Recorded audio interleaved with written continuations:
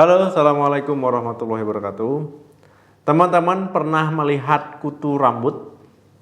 Nah, baik melihat punya sendiri mungkin ya, ataupun melihat kutu rambut di orang lain. Nah, kutu rambut ini memang bentuknya kecil, ya, tapi walau kecil itu bisa dilihat dengan mata telanjang. Kalau kutu rambut ya ini bukan hanya keluhannya gatal di kepala ya. Nah, kalau gatal di kepala itu sudah pasti kalau rambutnya kutuan.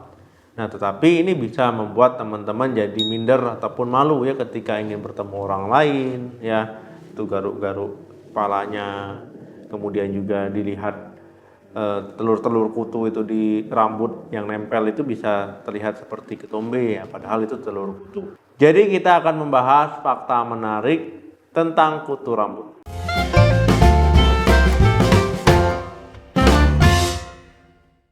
Dulu saya sering melihat ya, misalkan emak-emak sedang duduk di pintu rumah, ya kemudian anaknya di depannya, ya kemudian ya rambutnya ya dicari-cari, ya kemudian dikeletak-letakin seperti ini ya.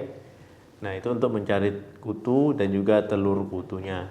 Nah, mungkin juga teman-teman pernah melihat ya dulu sering dijumpai sisir seperti ini ya, sisirnya rapat-rapat. Ya, ini untuk mencari kutu dan juga telur kutunya. Memang sekarang ya untuk melihat kedua hal tadi ya, baik emak-emak yang duduk di pintu dan juga sisir ini ya sudah mulai jarang. Sama seperti makhluk hidup lainnya ya, kutu rambut itu juga punya siklus hidup. Ini dari induknya nanti bertelur ya, telurnya nanti itu disebut dengan nit ya. Nah, ini telurnya nanti bisa terlihat seperti titik kuning ataupun kecoklatan ya di rambut teman-teman ya, di helai-helai itu dia menempel di situ. Ya, kemudian nanti baru menetas. Setelah menetas ya itu jadi bayi kutu ya, bayi kutu dia nanti membentuk koloni ya disebut dengan nimfa. Telur kutu ini menetas dia membutuhkan waktu sekitar 1 sampai 2 minggu. Setelah menetas ya, cangkang telur tadi ya itu terlihat putih-putih mirip ketombe ya. Nah, itu tetap menempel kuat ya di helaian rambut teman-teman. Dari bayi kutu tadi menuju dewasa itu lumayan cepat ya, sekitar 7 hari kurang lebih itu sudah menjadi kutu dewasa. Kutu dewasa ini bisa hidup ya sekitar 30 hari ya di kepala teman-teman. Ya, kutu dewasa ini bisa dilihat ya dari mata telanjang ya kurang lebih sebesar biji wijen. Nah, kutu itu seperti digambar ya. Nah, itu punya 6 kaki, ya warnanya keabu-abuan, ya kutu rambut. Untuk hidup ya kutu rambut itu perlu meminum darah. Nah, darah teman-teman itu nanti diminum kutu rambut biar kutunya bisa hidup berkembang biak. Nah, itu dia minum beberapa kali dalam sehari. Nah, kalau seandainya kutu tidak minum darah ataupun misalkan terjatuh dari kepala teman-teman ya, nah itu dalam 1 sampai 2 hari dia bisa mati.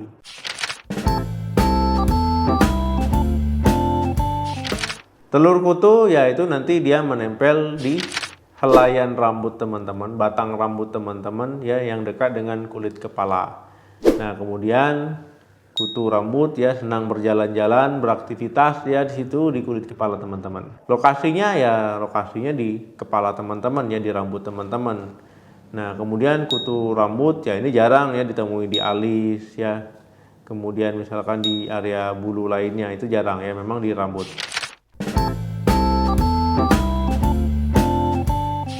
Rambut kutu ya, ada kutu rambutnya, yaitu memang gatal yang akan teman-teman rasakan ya. Itu gatalnya memang sangat gatal sekali, yaitu bukan karena badan kutunya bikin gatal ya, bukan karena kutunya jalan-jalan jadi gatal, tapi karena air liur dari kutu tersebut ya, ketika menggigit kulit kepala teman-teman saat dia ingin minum darah ya, itu yang bikin gatalnya itu air liurnya. Rasa gatal yang dirasakan oleh orang bisa berbeda-beda. Ada yang sangat gatal sekali ya, ada yang gatalnya biasa-biasa saja.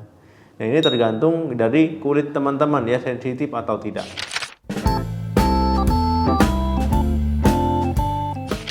Selama ini banyak orang yang taunya kutu rambut yaitu menyebar itu karena dia terbang ataupun karena dia loncat ya. Loncat itu nggak bisa ya, kutu rambut loncat itu dia jatuh dia kalau loncat ya. terbang juga nggak bisa karena nggak punya sayap. Nah, jadi kutu rambut itu bukan menyebarnya terbang ya sana sini, loncat sana sini, ya bukan seperti itu. Walaupun kutu rambut itu nggak bisa lompat, nggak bisa terbang, tapi ini menular ya, bisa mengenai orang satu dan orang lainnya.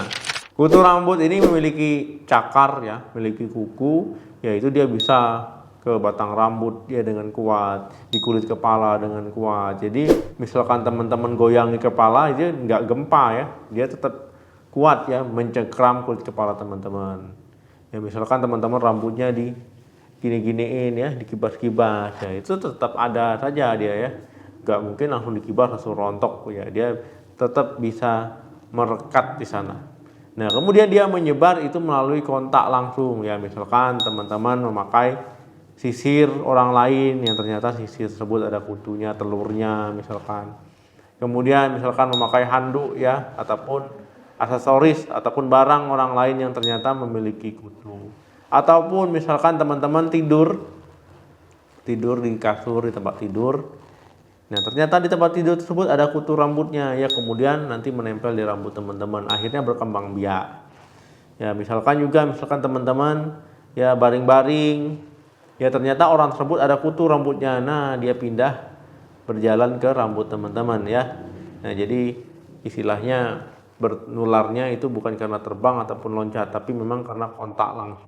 Jadi ya nggak boleh teman-teman sering tukar pinjam ya aksesoris ataupun barang pribadi milik orang lain ya, untuk menghindari penyakit-penyakit yang menular ya, termasuk kutu rambut ini.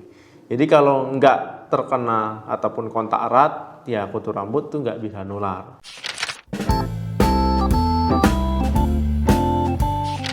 Kutu rambut ya ini sering dikatakan ketombe, begitu juga sebaliknya, tapi ini merupakan hal yang berbeda ya. Kalau ketombe itu kan merupakan pengupasan dari kulit kepala ya.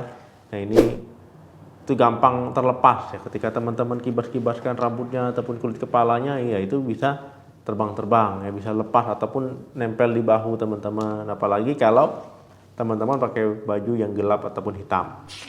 Kalau kutu rambut nggak bisa ya teman-teman goyang-goyang digini-giniin rambutnya, tetap dia menempel erat ya, nggak gampang jatuh. Walaupun memang warna kutu rambut, warna ketombe itu mirip-mirip ya, putih-putih gitu ya. Nah tapi berbeda ya, kutu rambut dia memegang erat jadi batang rambut ya, misalkan di kulit kepala ya, dia erat, nggak gampang jatuh. Walaupun kutu rambut dan ketombe memang kadang-kadang bikin gatal, tapi sesuatu yang berbeda.